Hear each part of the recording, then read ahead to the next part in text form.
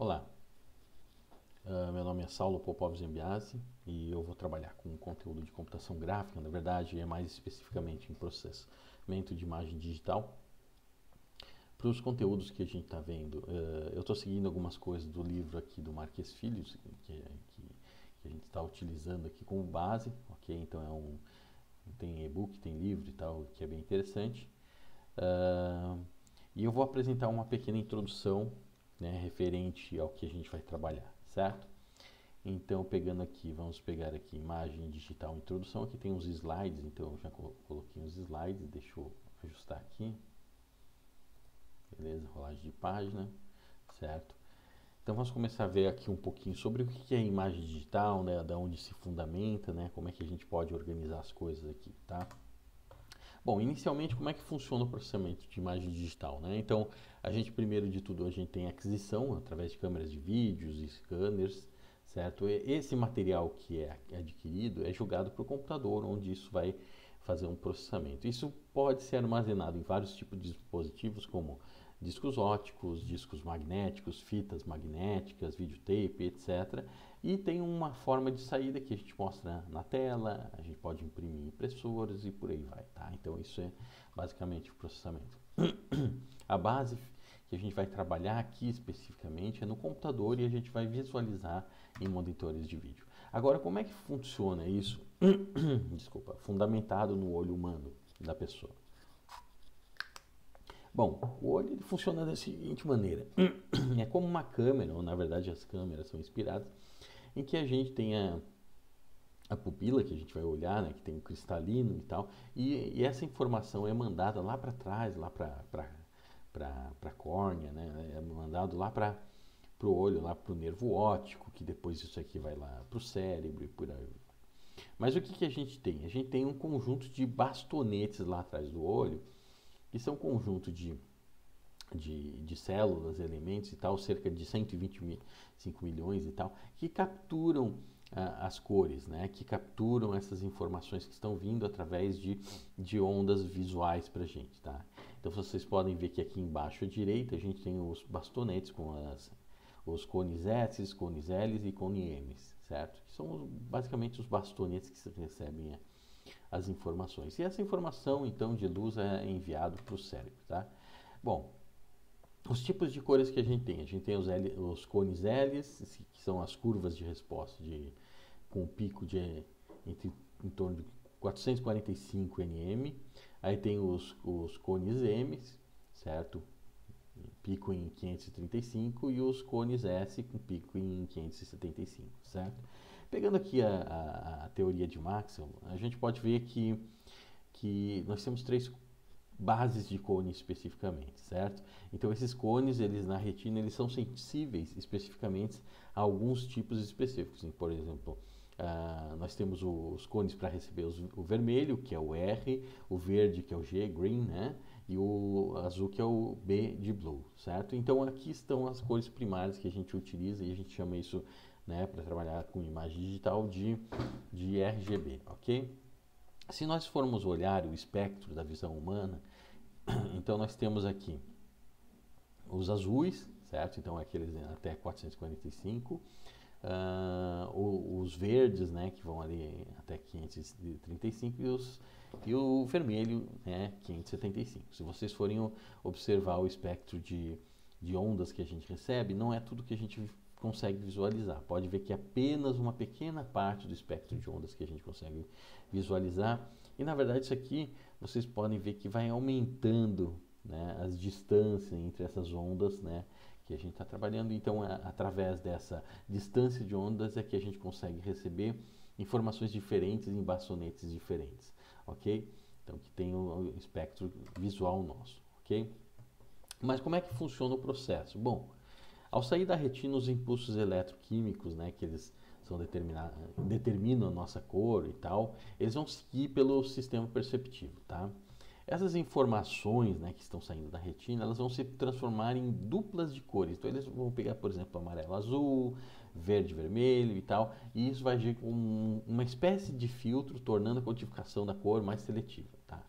Ok. Depois que a gente tem isso, o sinal vai seguir para o cérebro, onde direciona as áreas, por exemplo, específicas, né, para o tratamento da cor e iluminação. Tá? Essa divisão é responsável por diferentes percepções e tal. Okay? Então, se vocês forem ver, é mais ou menos isso que a gente visualiza, mas é claro, isso aqui é só um filtro e lá depois no cérebro isso aqui é tratado. Né? Okay? Então, basicamente, como é que funciona a cor? Eu não vou entrar muito em detalhe, ver como é que isso acontece no cérebro, ver especificamente de forma biológica, mas é só para mostrar basicamente que a gente tem o quê? Basicamente 3 tipos de cores que a gente consegue ver, justamente por causa dos bastonetes que estão recebendo essas informações em ondas lá no nosso olho e mandam informações para o cérebro, ok? Beleza, agora quando a gente for tratar disso computacionalmente, a gente tem que fazer uma representação da coisa no computador. Então a gente tem que pegar isso, né, esse, como a gente chama, espaço de cor, né, e quantificar isso da melhor forma possível para que isso tenha a maior quantidade possível de cores, certo? Então, que tipo de propriedade deve ter esse espaço de cor? A maior quantidade de cores possíveis, tem que ter um tipo de base, ou seja, com o menor número de cores possíveis, né, capaz de gerar nosso espaço e tal, né?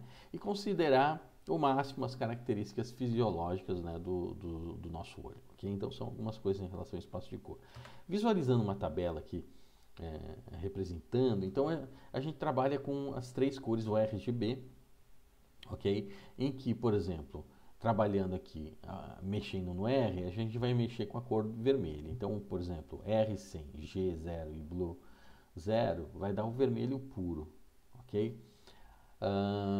Mas como é que funciona isso aqui? Normalmente a gente trabalha com um byte no computador para cada um desses elementos. Então, por exemplo, o vermelho vai de 0 a 255, o verde vai de 0 a 255, assim também vai o azul. Então a gente pode ir regulando essas cores para encontrar a cor que a gente necessita. Então, por exemplo, o vermelho é 100, G0 e Blue 0, ou seja, não tem o verde nem o azul aqui, então a gente completa com o vermelho. E depois o azul puro, nós temos, por exemplo, o amarelo. O amarelo é mistura de vermelho com verde, então a gente coloca 100 e 100 ali no vermelho e verde e a gente vai ter o amarelo.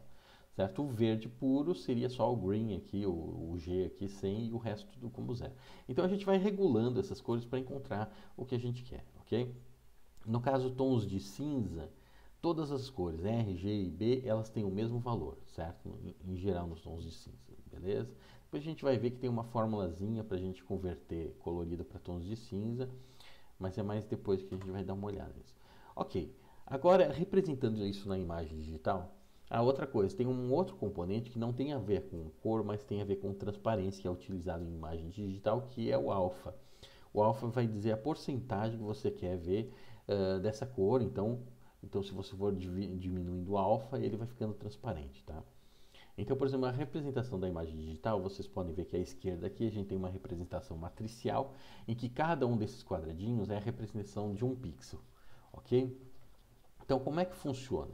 Para cada um desses pixels eu tenho uma cor. Nesse caso aqui dessa imagem, é uma imagem em tons de cinza, então vai do 0 ao preto ao 255, que é o branco. Okay? Então, vai da cor preta até o branca, né, aumentando num degradê. Então, se vocês colocarem ali um byte específico, né, com uma cor específica, ele vai ser printado na nossa tela, né? Então, essa imagem vai ser rasterizada, né, todas as linhas e colunas para imprimir na tela, né, a nossa imagem. Quando a gente tem o RGB, então a gente tem 3 componentes de cores. Então vocês podem ver à direita aqui que nós temos 3 matrizes de cores. A matriz vermelha, a matriz verde e a matriz azul, ok? Então é claro, existem outros tipos de representações de imagem, para se tratar a imagem, etc. Mas a gente vai ficar aqui no RGB propriamente dito, certo? Beleza, então isso aqui foi só uma apresentaçãozinha introdutória, só para a gente saber como é que a gente representa as coisas. Inclusive eu vou deixar aberto aqui, porque em algum momento eu vou precisar daquela representação de cor, certo? E dessa tabela de RGB só para a gente ter uma ideia da coisa. Então eu vou deixar aqui e vamos começar a tratar aqui especificamente do nosso conteúdo que a gente está vendo, tá? Bom, para fazer implementações aqui, certo? Eu estou utilizando uma biblioteca do Python chamada Pygame e eu estou utilizando o Python. tá? Então, o que é essa Pygame? Então, deixa eu abrir aqui, vamos conversar um pouquinho sobre o Pygame, vamos falar um pouco sobre outras coisas, tá? Bom, o Pygame é o seguinte, ele é um conjunto de bibliotecas para desenvolvimento de jogos na linguagem de programação Python, tá? Então ela é independente de plataforma, ou seja, depende de vocês estiverem trabalhando ali com o interpretador Python no Windows, Linux, macOS, tanto faz, tá? Então essa biblioteca ela é independente de plataforma, então vocês podem utilizar essas plataformas, tá? Para trabalhar e ela é baseada numa biblioteca muito famosa que é a Simple Direct Media Layer, que é o SDL. O SDL atualmente está na versão 2 e ela foi implementada, né, escrita em C, tá? Então o Python se utilizou dessa biblioteca lá de fundo e criou a sua própria biblioteca em cima dessa biblioteca STL. Tanto que algumas pessoas gostam de chamar o Pygame como um motor de jogo, porque ele facilita muito, ele simplifica muito a forma como a gente utiliza o STL, ou seja, digamos, detalhes muito complexos ali da biblioteca, ele abstrai para a gente, então a gente fica só com coisas mais simples, tá? Então a gente vai ficar assim. Só que, por exemplo, como eu estou representando imagem e tal na nossa tela e tal, e eu estou utilizando o Pygame, certo? Pygame é para jogos. Então, para a gente entender um pouquinho a forma como o Pygame trabalha, então eu vou fazer o seguinte, eu vou mostrar um pouquinho do Game Loop, porque em algum momento na biblioteca lá, ou nas nossas implementações, a gente vai precisar colocar o Game Loop para segurar a coisa funcionando, tá? Ok? Então, como é que funciona num jogo digital, tá? Então, por exemplo, a gente tem a inicialização do jogo, a gente tem o game loop em si e a gente finaliza o jogo, tá? A gente fecha o jogo. Mas o que é especificamente o game loop? O game loop é aquilo que acontece a cada frame. Então, como é que acontece? Então, quando a gente entra no game loop, a gente entra no process input, em que isso vai computar todas as entradas de teclado, de mouse, são todos os eventos possíveis. Ele vai mapear e jogar para uma tabela. Certo? Tendo esse mapeamento da tabela, agora eu posso utilizar isso para o meu jogo. Então eu utilizo o Simulate Game World, então está aqui o Game Loop, o Simulate Game World, que eu vou pegar esses dados de entrada e conforme as coisas aconteceram, eu vou agir sobre os meus elementos. Então, por exemplo, se eu tiver o meu boneco lá, o meu avatar, eu quiser mover ele para a direita, eu vou pegar se o cara clicou na tecla, né, na setinha direita, e se foi clicado na setinha direita, e isso já foi capturado no Process Input e jogado numa tabela, aí então eu vou mover, por exemplo, 10, o X do meu boneco, eu vou mover 10 para a direita, e aí eu posso colocar alguma animação, sei lá, posso fazer várias coisas no meu jogo, e aí eu vou mexendo com todos os elementos do meu jogo, certo? Aí depois que eu faço todas as manipulações dos meus elementos no meu jogo, então eu chamo o render. O render, então, ele faz a rasterização, mostrando todos os objetos visíveis na tela. Pode iniciar um processo sonoro e várias outras coisas, ok? E aí volta para o Process Input. Isso tudo ocorre a cada frame do jogo, certo? Então, a cada frame ele vai fazer esse game loop ali para pegar as entradas, fazer o Simulate Game World ou eu gosto de chamar de execute, e depois o render, certo? Que daí apresenta na tela. Mas vejam bem, certo? No caso do Pygame, a gente não precisa se preocupar com o Process Input. Todo esse mapeamento de informações, de eventos e coisas que acontecem no computador, ele já é mapeado na própria biblioteca do Pygame, então a gente não precisa se preocupar com o Process Input. A gente já vai direto para o Execute, que é o Simulate Game World, e a gente vai para o Render. Então a gente fica basicamente utilizando o Execute, Render, o Execute, Render, porque o Process Input, a biblioteca se encarrega disso para a gente, ok? Então é basicamente isso que é o Game Loop. Então para a gente entender um pouquinho esse código, ele está aqui, certo? Na minha página, mostro a execução dele aqui, eu estou usando o Py. Agora eu estou com o Python 3.10, ele já está como default aqui no meu Linux, certo? Então eu só vou chamar Python, tá? Então vamos pegar um Hello World, eu já tenho aqui um Hello World aqui na tela, ok? Eu vou executar ele, certo? E depois eu explico como é que funciona aqui, tá bom? Então observe que eu estou, vamos ver a execução, ó. eu chamo Python, o nome do meu programa em Python e uma imagem especificamente, eu estou chamando JPG, mas não precisava, tá? Podia ser um PNG e tal. Ok, então vamos lá, eu vou chamar Python, lá estava Hello e tal, né? Tá como Hello Game, Pygame e tal, não tem problema, aqui só mudei o nome para Hello. Hello, e a minha imagem é image.jpg. Tá aqui, eu vou executar isso aqui. Observem que eu abri uma imagem, certo? Estou apresentando ela na tela, é a minha foto aqui com orelha de coelho, certo? E tá aqui o meu joguinho. Quando eu clicar no X ou der um ESC, observe que eu saio do meu ambiente, do meu programa. Agora vamos ver como é que isso funciona, né, no Python utilizando o Pygame. Então observe que eu estou utilizando a biblioteca sys, ok? Tudo bem, isso aqui não tem muito problema por enquanto, muita importância. E eu estou utilizando aqui o Pygame. Essa biblioteca aqui vai ser importante para a gente, tá? Então a primeira coisa que eu faço é inicializar o Pygame. Tá aqui, ó, a inicialização dele com o pygame.init, ok? Aí depois, ó, esse file name, eu estou pegando o primeiro parâmetro aqui como entrada, o parâmetro 1. Na verdade, o primeiro parâmetro é 0, mas isso é a chamada do programa. Então, a gente vai direto para o 1, que é o nome da imagem que eu estou chamando. É claro que se eu chamasse uma imagem que não existisse ou um arquivo inválido, ele ia dar erro, tá? Mas não importa. Eu não estou fazendo os testes para deixar o código mais simples, então é mais fácil de entender. O bom seria se deixasse o código mais robusto, fazendo verificações aqui, mas não convém aqui.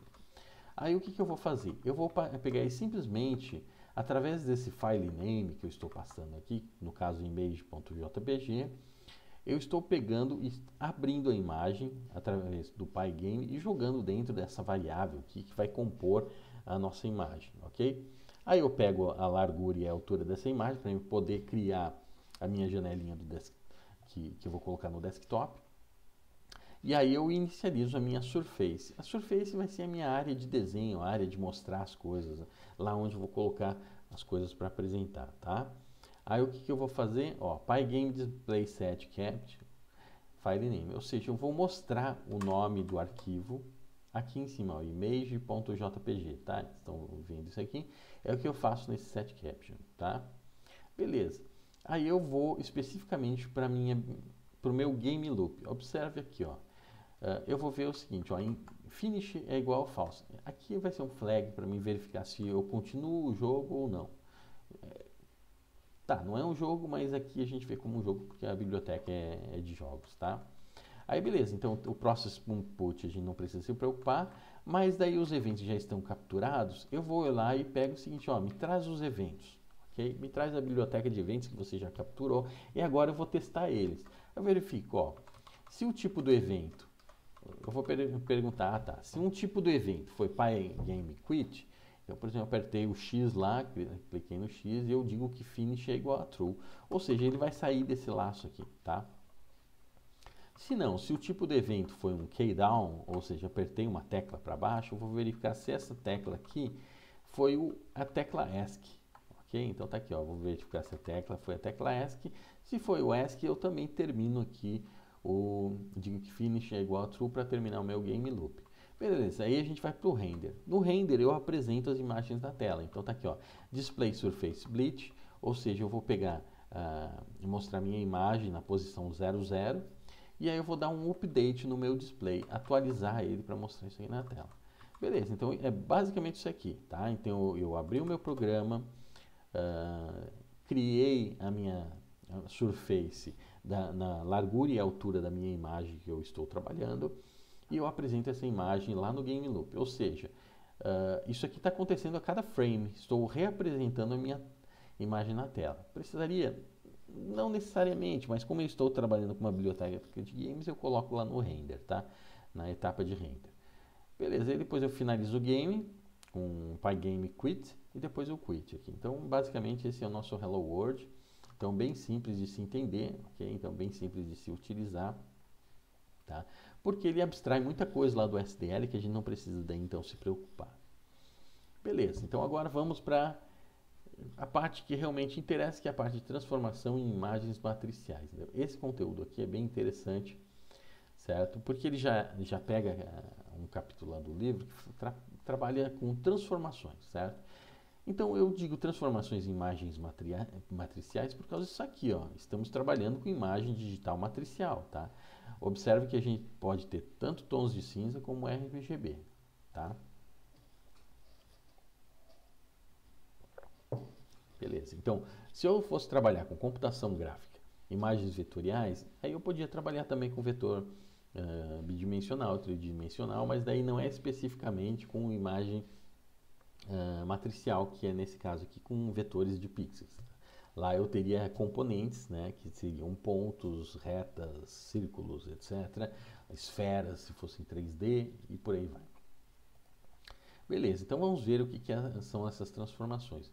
Bom, as transformações especificamente são operações de processamento na imagem, né, para alterar a posição inicial dos pixels, alterar tamanho, né, aumentar, diminuir, fazer espelhamento, rotação, diversas coisas, tá? Então, para os testes aqui, eu estou utilizando essa imagem, a minha fotografia mesmo, tá?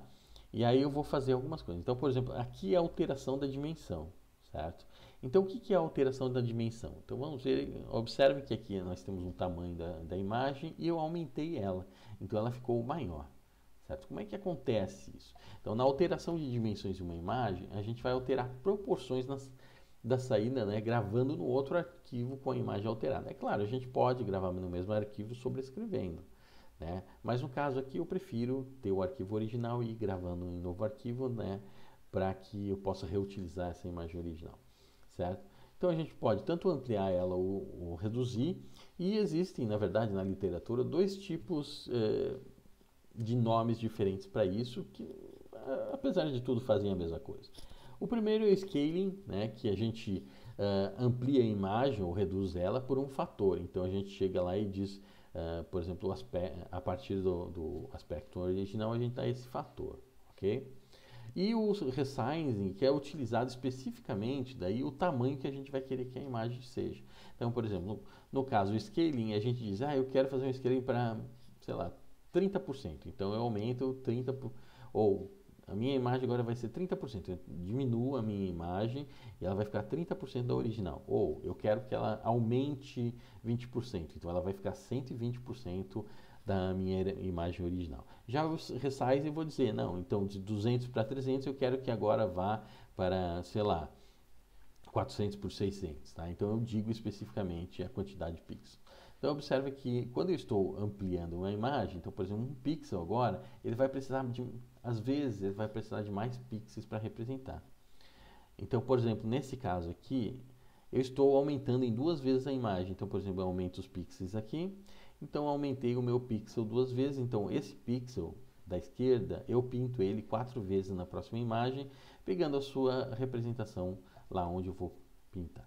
Observe que se eu quiser buscar desse pixel aqui, qual que representa ele na imagem original, é esse pixel aqui, certo? Então, por exemplo, aqui, ó, se eu fosse aumentar essa imagem aqui, ó, tem esse pixel, eu vou representar ele 4 vezes, mas da imagem destino também tem o seguinte, da onde que vem aquele pixel da imagem original?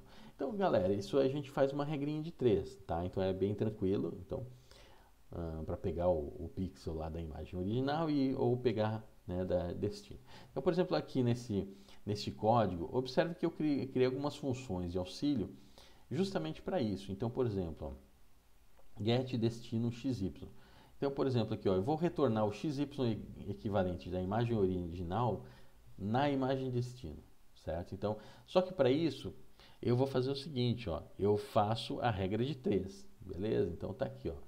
Eu pego inteiro porque o pixel não tem um pixel quebrado, então é pixel na posição 00, 01, 02, não dá para a gente representar aqui na nossa imagem 0.1, etc. Não dá, tá? Então eu pego o inteiro aqui e eu pego aqui, por exemplo, essa proporção que eu vou querer aumentar, certo? Multiplicado pelo x original, dividido por 100. Isso vai dar a posição desse pixel aqui lá na imagem destino. Então eu vou lá e pinto esse pixel lá. E eu tenho também get origem XY, ou seja, esse pixel aqui, esse segundo aqui, ó, tá? Na primeira linha. Onde que eu represento ele? Ou seja, da onde ele vem da imagem original? Então, é esse cara aqui, beleza? Então, eu fiz aqui um outro esquema que daí é o inverso, tá? Então, assim também eu calculo o percentual invertido, certo? Que daí eu faço 100 dividido por proporção dividido por 100. Então, aqui eu tenho esse P aqui que vai ser a nossa nova proporção aqui para o nosso cálculo. E aí, então, eu faço o cálculo do XY representante lá na imagem original, ok? E retorno o XY no Python. O Python é legal aqui que a gente consegue retornar dois valores, né? 2, 3 valores e tal, etc, né? Então eu já posso retornar aqui. Senão eu podia retornar um vetorzinho ou um objeto do tipo ponto, etc. Isso depende da linguagem que vocês forem trabalhar. Agora observem aqui. No nosso código, eu acho que eu vou fazer o seguinte, esse resize aqui, eu já vou abrir aqui no nosso programa, porque eu gosto de ver mais que tenha os highlights aqui mais bonitinho, tá? Então tá aqui, ó. Então vamos ver como é que funciona o programa principal. Então eu inicializo o Pygame, agora eu tenho uma imagem de origem e uma imagem de destino, então eu vou pegar dois parâmetros que eu estou passando, e eu vou ter um outro parâmetro, um terceiro parâmetro, que é a proporção que eu quero fazer a minha imagem aumentar ou diminuir, ok? Então, se for acima de 100, eu estou aumentando, se for abaixo de 100, eu estou diminuindo ela, tá? Então, tem aqui a minha imagem, ok, que eu estou lendo a partir do nosso arquivo de entrada. Eu crio aqui a minha telinha nessa proporção aqui do WH depois, certo? E aqui eu faço o seguinte, ó, a minha imagem de destino, agora ela vai ser do tamanho que? Da minha imagem. Observe que aqui eu estou fazendo scaling, né? Ó, lembra que a gente falou aqui, deixa eu voltar aqui. Scaling, que é em cima da proporção, ok. Eu estou fazendo scaling, tá? Então observe que aqui eu vou pegar get destino XY, o meu WH, ou seja, se o WH é a largura e a altura, são os meus últimos elementos. Os meus últimos pixels, tá? Aí o que eu vou fazer? A partir dessa proporção eu retorno o representante na minha imagem de destino, ou seja, se aumentar, o meu SW e SH vão ser maiores, se diminuir vão ser menores e por aí vai, tá? Então o que eu vou fazer? Primeiro, criar a surface, né, com o tamanho da minha imagem de destino que eu estou criando e usar a nossa função de redimensionar. Então eu estou passando a imagem. Nesse caso aqui, eu jogo a imagem e eu estou criando os meus pixels, jogando direto na surface, e essa surface que eu vou salvar. Então eu posso salvar minha surface como se fosse uma imagem normal, com o nome do meu arquivo de destino, ok? Então tá esse cara aqui. E o set caption, eu só coloquei file in aqui, não tem problema, é o nome do arquivo de origem, tá? Ok? Beleza. E aí eu entro no nosso game loop. Observe que eu nem estou dando display novamente aqui, porque eu já estou mostrando o surface e eu não fiz mais alteração no surface, então eu deixei só assim o game loop.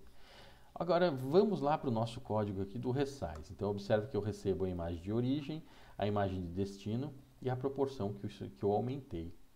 Então, ó, para cada y, ou seja, para cada linha da minha imagem, eu vou fazer o seguinte: para cada x da minha imagem, lembrando que agora eu estou tratando desse x e y da minha imagem de destino, que ela é maior ou menor, então ela tem uma largura e uma altura diferente da imagem de origem, certo? Então, para cada um desses pixels, eu vou lá buscar o pixel que representaria, né, o pixel nessa imagem de destino. Então, eu retorno aqui o x2, y2, que eu pego aqui da imagem original aqui, né, do meu XY. Então, por exemplo, se eu estiver na imagem de destino, no x20, y0, por exemplo, na minha imagem de origem, por exemplo, e isso é o dobro, eu vou lá do 20, eu vou lá para o 10.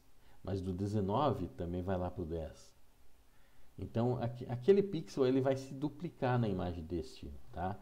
Então, beleza. E aí eu pinto na minha surface, então eu printo lá o set@, na posição XY da minha surface, porque é esses caras que eu estou lidando aqui, o image get@ x2, y2, porque agora estou pegando da minha imagem de origem, certo? Se vocês forem ver aqui a execução, eu vou chamar aqui, por exemplo, o Python, né? Python, eu chamo aqui resize, a minha imagem de origem é image.jpg e resize.jpg, e aí eu dou a proporção. Por exemplo, se eu quiser que a imagem fique 50% da original, tá aqui, ó. Então, gerei a imagem pequenininha, ok? Se a gente for olhar aqui na minha pasta, vamos pegar aqui, ó, tá aqui, ó, essa é a imagem original, ok, desse tamanho, e essa é a minha imagem de destino, que eu diminuí ela o tamanho. Agora, por exemplo, se eu for alterar esse tamanho para aumentar ela, certo? Então vamos fechar o meu programa, tá aqui o programa funcionando, eu não preciso dele. Se eu for aumentar ela, por exemplo, para 200%, tá aqui, ó, observe que ela foi ampliada aqui, certo? Eu vou fechar porque eu já estou criando o arquivo, tá? Então tá aqui, ó, resize, então eu já estou criando o arquivo, então fica interessante se ver. Agora observem que conforme eu aumento a imagem, na verdade, eu vou diminuir a resolução. Vamos aumentar ela para 1000, umas 10 vezes, ó. Pode ver que ela vai ficar enorme aqui, né? Então, no caso aqui, eu estou mapeando, como eu estou usando Pygame, que ele ficou um pouquinho lento, mas não tem problema. Ela já vai abrir a nossa imagem daqui a pouquinho, tá? Então, por exemplo, aqui, ó. Na verdade, eu acho que... Deixa eu dar um... Eu acho que 1000 foi demais aqui, mas funcionou. Beleza. Certo? Funcionou.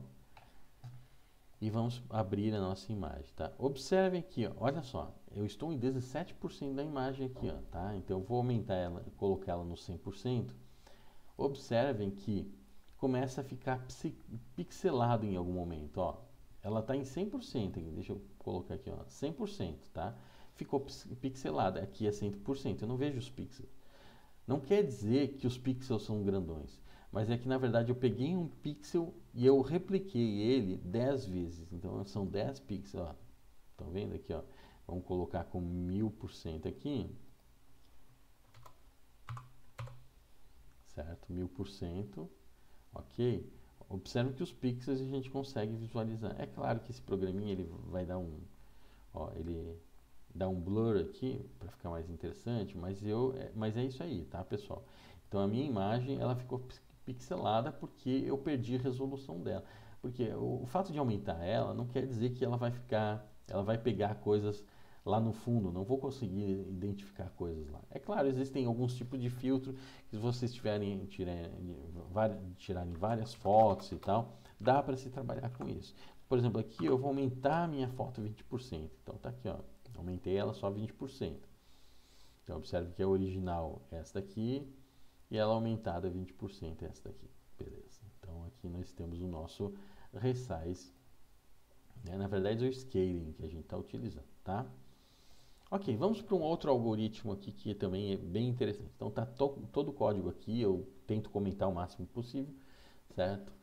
Ok. Outra operação é o espelhamento. Então, a gente já sabe algumas coisas, né, que eu estou trabalhando com a rasterização dos pixels, indo do lado para o outro. O espelhamento, aqui no caso, a gente tem o espelhamento vertical, a gente tem o horizontal, né? Então, nesse caso aqui é o horizontal, tá? Então, que você é como se estivesse vendo no espelho. E o vertical, na verdade, ele vai inverter de cima para baixo. No caso, eu estou fazendo aqui a operação de espelhamento horizontal. E depois, como exercício, vocês podem fazer de vertical também para testar, tá? Então, basicamente, o que eu faço aqui? Eu pego cada um dos pixels dessa imagem de cada linha e eu jogo para a minha imagem de destino na mesma posição, certo? É claro, eu poderia fazer na própria imagem? Poderia, bastava trocar os pixels de posição. O primeiro pelo último, o segundo no último e por aí vai. Então, a gente vai trocando os pixels, então a gente faz o nosso espelhamento, tá? Então vamos ver aqui como é que fica o nosso código fonte do Flip. Eu chamei de Flip aqui, tá? Beleza. Então ele é bem simples, certo? Esse código. Deixa eu fechar isso aqui para aparecer melhor. Na verdade, eu nem precisaria ficar mostrando a imagem, mas eu fiz por causa do nosso programinha, tá? Então tem aqui, iniciei, peguei os dois parâmetros que é a imagem de entrada e a imagem de saída. Aí eu dou um load na imagem de entrada, pego as proporções, que vão ser as mesmas, crio aqui a minha Surface e aí eu faço o flip. Pego na imagem original e jogo na Surface e daí eu salvo a Surface. Beleza, basicamente isso, seto o caption lá da minha imagenzinha e entro no Game Loop. Ok? Agora vamos lá no flip, na operação propriamente dita. Então o que eu vou fazer? Eu pego a largura e a altura, certo? Para cada y, né, da minha altura, ou seja, para cada minha linha da minha imagem, eu vou pegar cada um dos x das minhas colunas, certo? Então tem o x e y, que aí eu vou ter a linha e coluna. E aí o que eu vou fazer? Na minha Surface, o que eu vou fazer? Na posição W menos 1 menos x, ou seja, W é a largura. Então, se a imagem tem 100 pixels, ela vai do 0 até o 99, por isso que eu fiz o menos 1. Então, ok? Só que o meu x começou com 0. Então, por exemplo, 99 menos 0 é 99. Então, eu vou fazer o seguinte, nessa posição 99, y, eu vou pegar a minha imagem original XY, que está como 00, e eu vou jogar lá na minha imagem de destino, lá no final. E aí, o que eu vou fazendo? Cada um da minha imagem de destino, eu vou jogando na posição contrária lá do meu Y, na minha imagem de destino, tá? Então, isso aqui é a minha operação de espelhamento. É muito simples essa operação, certo? Então, vamos lá. Python, flip, tá aqui, ó, imagem, e flip JPG. Tá aqui, ó. Observe, ó, minha imagem está flipada aqui, está espelhada, tá? Então, se eu pegar aqui a imagem original e a imagem, peraí que esse aqui é resize, desculpa, e aqui o flip da minha imagem. Então, eu fiz o espelhamento dela, certo? No caso do meu da minha altura em si, por exemplo, o flip vertical, a gente poderia fazer isso aqui, tá? Em vez de tratar aqui do x, pode ver que o y se mantém inalterado. Na verdade, agora, no outro tipo de flip, eu vou manter o x inalterado e aí eu trabalho com o y. O y é o que? É o h, a altura, menos 1, menos o y, certo? Então, eu deixo o x aqui, tá? Então, agora eu estou fazendo o flip, tá aqui, ó. Ficou de ponta cabeça. Mesma coisa, mesma coisa. E é claro, a gente poderia trabalhar com os dois flips, inverter tanto x como y, né? Então, tá aqui. Então, agora a gente fez as duas operações de flip ao mesmo tempo. Observe aqui, né? Ficou, né, flipado para cima e para baixo, né? O horizontal e ficou também o vertical, tá? Então, são operações bem simples de fazer, essa de espelhamento.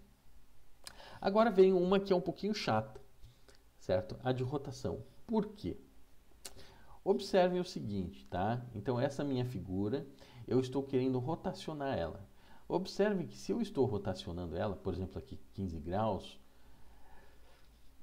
as minhas imagens no computador, elas são quadrado, retângulo e tal, né? Então, com linhas conforme o nosso monitor. Então, não dá para a gente ter, por exemplo, uma imagem simplesmente virada numa janela e tal. Não vai funcionar, tá? Então, eu preciso ter as minhas imagens sendo um retângulo, ok? Em que eu tenho x, y, etc. Então, é a forma de se trabalhar no computador. Então, eu não posso simplesmente virar. Quando eu viro, se eu simplesmente virar, eu vou perder informação, tanto em cima como dos lados, como embaixo, porque ao rotacionar, certo? A distância entre, por exemplo, o canto superior direito e o canto inferior esquerdo, ela é maior, certo? Lembra, trigonometria, né? É maior do que a altura, ou mesmo a largura, né? Então, ela é maior, certo? Então, o que eu vou fazer? Eu rotaciono, só que eu aumento a imagem de destino para caber essa imagem rotacionada. Então, eu preciso fazer esse cálculo aqui de distância, olha só. Então, eu preciso... beleza, então eu rotacionei a minha imagem. Então, agora eu tenho o meu... Por exemplo, vamos pegar da altura. Eu tenho o meu y, certo? O y. No caso aqui, observe que o nosso gráfico, o y cresce para baixo. Isso é por causa de antigamente a forma dos monitores rasterizar era de cima do canto superior esquerdo para os direito e de cima para baixo. Então é a rasterização que tinha. Então era melhor representar uma imagem no mesmo direcionamento da rasterização dos monitores. Então as imagens ainda são representadas dessa forma em que o meu x cresce para a direita, normal, e o meu y é para baixo. Então observem que o meu maior y é aqui embaixo. Então esse é o meu maior y e esse é o meu menor. Então se eu diminuir o meu y depois da rotação pelo meu y antes da rotação, antes não, o meu y superior aqui que é o menor, o que vai acontecer? Então eu fiz a rotação, peguei o meu y maior, diminui pelo y menor, vai dar a nova altura da minha imagem. A mesma coisa eu faço para o x, ok? Então é exatamente isso que eu estou fazendo. Tá aqui, ó. A nossa largura agora vai ser o x max menos o x min, e a largura, né, a altura vai ser o y máximo menos o y mínimo, ok? Beleza, até aí tudo bem. Dá para entender. Só que é o seguinte, ok, mas e aí? Como é que eu rotaciono? Porque observe que eu vou ter que rotacionar cada pixel da minha imagem. Então, se o meu pixel estava aqui, eu vou ter que rotacionar ele para cá. Ah, mas de baixo também. Então, existe uma fórmula para isso. Tá? A gente utiliza uma matriz de rotação no eixo Z. Tá? Então, por exemplo, a gente está trabalhando no eixo bidimensional e não tridimensional. Então a gente está trabalhando em cima do eixo x e y, e aí no ponto 00 a gente tem o z que sai da tela. Então, na verdade, segurando esse z, a gente consegue rotacionar a nossa imagem. A matriz de rotação no eixo z é o seguinte, ó, cosseno de ângulo, seno de ângulo, menos seno de ângulo, cosseno de ângulo. Isso a gente multiplica pelos nossos pontos x e y. Então, logo, observem que a outra coisa, o nosso ângulo aqui para tratar aqui é radianos, tá? Então, a gente transforma ele, por exemplo, de graus para radianos lá na própria biblioteca, tá? Então, qualquer biblioteca matemática, de qualquer linguagem de programação tem essas conversões, tá? Então, é a multiplicação, tá? Então, multiplicando aqui essa fórmula matemática pela matriz de rotação, para cada xy que eu tiver na minha imagem, para cada ponto, eu jogo multiplicando por essa matriz, que dá a seguinte forma, ó, x' é igual a x multiplicado por cosseno do ângulo, mais y multiplicado por seno do ângulo. E o y' dá x multiplicado pelo seno do ângulo, mais y multiplicado pelo cosseno do ângulo. Ok? Então, isso simplesmente rotaciona a nossa imagem. Só que observem que, se a gente fizer essa rotação simplesmente, a nossa imagem vai rotacionar no ponto 00. Então, todos os elementos têm como base o ponto base aqui 00. O que eu quero fazer é rotacionar ela a partir do meio dela. Eu não quero simplesmente virar ela e girar ela. Eu quero rotacionar do meio, certo? Então, para mim poder rotacionar a partir do meio, eu tenho que considerar agora que o meu ponto de origem não é o 00, é aqui do meio. Só que a forma mais simples de se fazer isso é jogar a nossa origem aqui para o meio. Ou seja, eu faço uma translação da minha imagem toda para o ponto 00, onde eu quero que seja o meu ponto de origem. Essa operação de translação também tem uma matriz, um vetor de translação, que é o tx/ty. É bem mais simples porque eu só somo, né, a matriz de translação com os meus pontos, com cada um dos meus pontos. Então, por exemplo, o meu x resultado, eu tinha que ter colocado a linha aqui, mas tudo bem. O x resultado é igual a x mais tx e o y é y mais tx para cada ponto da minha imagem. Ok? Então, olha só, para cada ponto da minha imagem, eu pego o meio da imagem, então eu calculo aqui o meio da imagem, translado para o negativo do meio da imagem, então, ó, transladei, então é como se a imagem estivesse aqui, certo? Aí eu rotaciono todos os pontos da minha imagem, eu vou rotacionando cada um dos pontos, e depois eu translado de volta a partir do meu meio aqui que eu tinha. Então eu guardo essa informação, eu preservo ela para depois eu rotacionar ela de volta, só que agora eu não movo para o meio aqui, certo? Eu movo para o meio da minha nova imagem, certo? Então quando eu fiz essa translação para o meio da nova imagem, eu centralizei a minha imagem nesse novo tamanho que eu tenho. Então aqui é o tamanho anterior, tem a minha imagem maior, translado para o meio da minha imagem, dessa minha imagem original, faço a rotação e agora ela já está nesse novo espaço, eu jogo ela para a minha translação do meio da minha imagem de destino, ok? Então essas operações de rotação estão aqui, certo? Então pode ver que é um pouquinho mais complexo, mas não é o bicho também, ok? Então vamos ver aqui, ó. A gente começa aqui o meu programa, deixa eu fechar isso aqui para ficar um pouco mais fácil de se ver. Então eu tenho aqui o meu programa, eu carrego a minha imagem, carrego o nome da segunda imagem, e aí o que eu vou fazer? Primeiro eu vou pegar o ângulo. Observem que o meu ângulo eu quero passar como graus, então eu estou passando o meu terceiro parâmetro aqui. Eu pego o inteiro disso aqui e eu transformo em radianos, certo? Então eu jogo aqui menos radianos, vai dar o meu ângulo. Menos radianos, depois eu explico para vocês por quê, tá? Porque na verdade a rotação é horário, só que eu quero trabalhar anti-horário, que nem muitos editores de imagem, por exemplo, Photoshop, GIMP, etc., que a gente trabalha no sentido anti-horário, então eu coloquei o negativo. Mas não tem problema, tanto faz aqui, tá? Aí eu vou carregar a minha imagem de origem. Observe que eu pego o WH e aí eu utilizo esse Get New Size Image. O que é esse New Size Image? Observem que esse New Size Image ele vai justamente fazer a rotação, certo? E a partir dessa rotação eu vou pegar aquelas formas lá do meu X mínimo e Y mínimo, tá aqui, ó. Deixa eu pegar aqui, ó, esse cara aqui. Então eu vou conseguir calcular nova altura e nova largura, tá? Então tá aqui, ó, eu vou pegar o vértice aqui da minha altura e largura e tal, né, dos meus pontos, canto superior esquerdo, canto superior direito, canto inferior esquerdo, canto inferior direito, tá? Vou pegar para cada um desses pontos e eu vou fazer o seguinte, vou rotacionar cada um desses pontos. Então observe que eu vou retornar aqui o XY, uma rotação de XY. Então eu pego aqui, isso aqui eu estou fazendo só para calcular o tamanho da minha imagem, tá? Então eu vou pegar aqui cada um dos pontos da minha imagem, ok? E aí eu vou retornar esse novo vértice aqui que eu tenho, que é o I. Então vamos ver aqui como é que funciona a rotação. A rotação aqui é aquela fórmula que eu mostrei para vocês. Então essa daqui, tá? Então essa rotação que eu estou mostrando aqui embaixo, que está aqui, ó. Y2 é igual ao x de entrada multiplicado pelo cosseno do ângulo, ok? Em radianos, ó.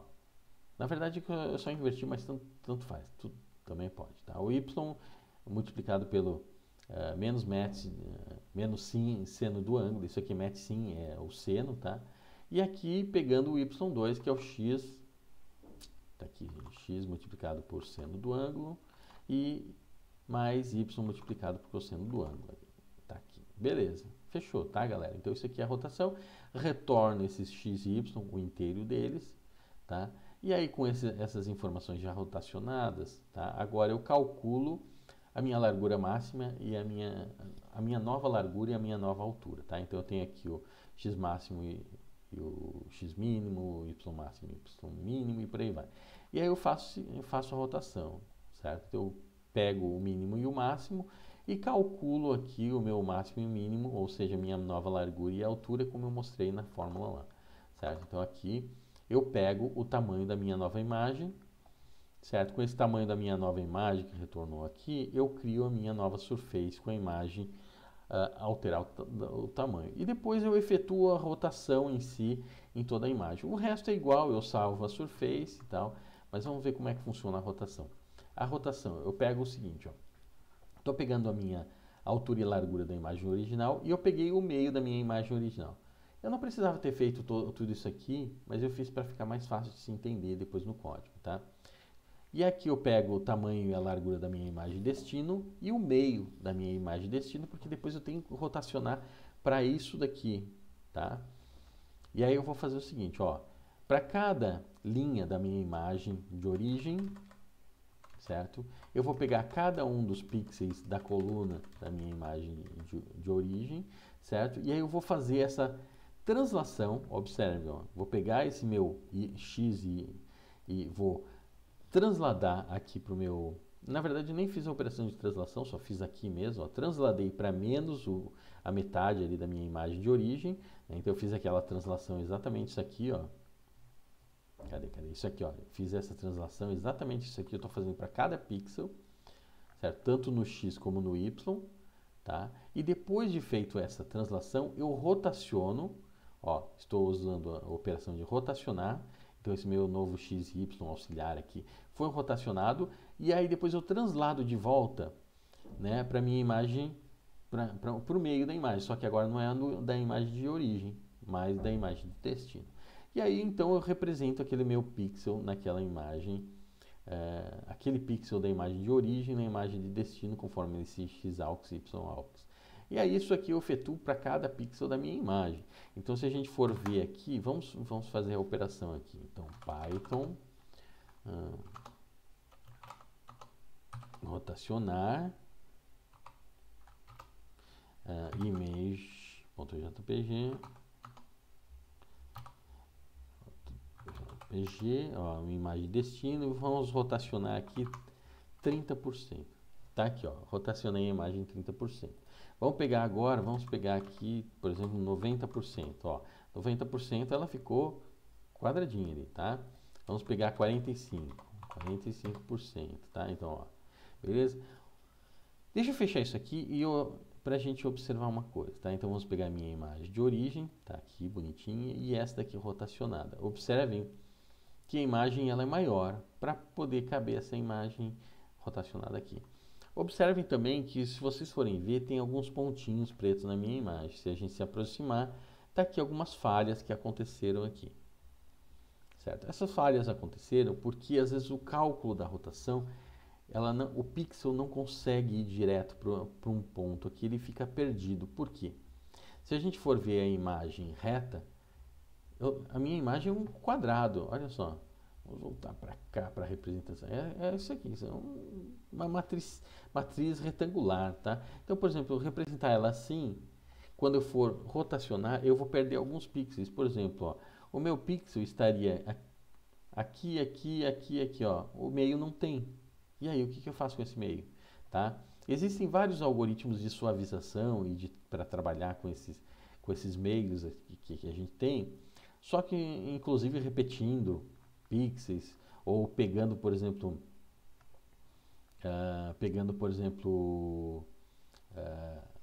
um cálculo aqui dos pixels vizinhos para ver como que ficaria o pixel ali que teria que ser pintado, e por aí vai.